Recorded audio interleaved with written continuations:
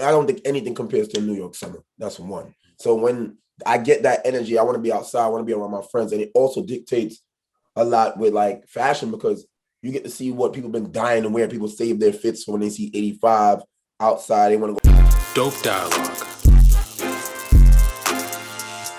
How do you use the weather to fuel you and like do what you got to do?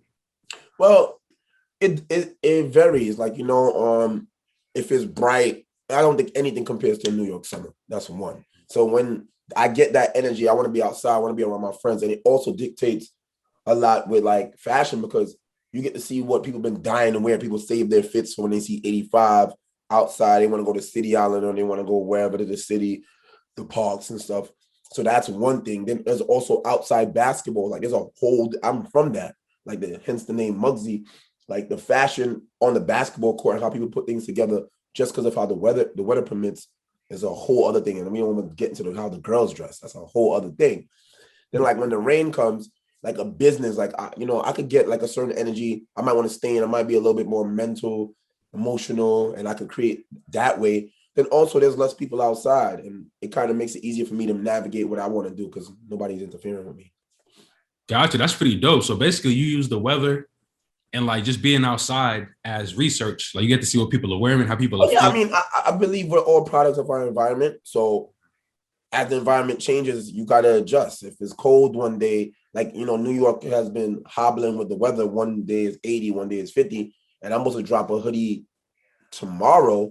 And it kind of worked out perfect that it got a little colder. So people actually right before this call, someone asked me for the same hoodie I'm about to drop. So it was cool.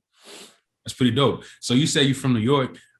Give a little people like a little background of where you're from, what it's like, and what it feels like to be, from the part of New York you're from. Okay, I'm from New York. I'm from the Bronx. I feel like it's it's real special for me to be from the Bronx because everywhere else, Harlem has their juggernauts and Manhattan and everybody thinks about Manhattan. Of course, Brooklyn, the list goes on and on and on. Even Queens got their little demographic, but I feel like Bronx is the only place that's kind of untouched. We're not gentrified at all. Well, my part of the Bronx, I'm all the way uptown and it hasn't been touched. The same mom and pop shops I used to go to when I was 5, they're still there. The same grandmother works there. And to witness that kind of culture and like business still, it's in me no matter what. Like I'm used to seeing families run business, not big corporations. So Got you. So that's pretty dope. So like, do you see anything happening for that for like Uptown to maintain that? Because everybody see gentrification happening, but nobody really does anything about it until it starts affecting their communities. Then they're like, yo, what's going on? We got to get people out of here.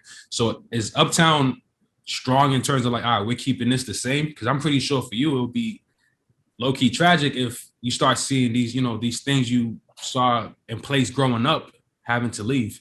I feel like honestly, yeah, because like my guys have we have a warehouse on the main block, White Plains Road, right underneath the 2 train, which is like the hub of like this whole uptown thing. And I'm actually in the process of opening my own location on that same strip. So I feel like we are all in on like I had the opportunity to move to LA early on and I was, conflicted thinking about if I would and I thought about like, what, I really it feels more important. It feels a little heavier to actually do it for home, like for the Bronx. And why not? If no one else really puts it on, there's a lot of people that come from the Bronx that you won't even know. Calvin Klein, Ralph Lauren live 5-10 minutes from me. Swiss Beats group over here.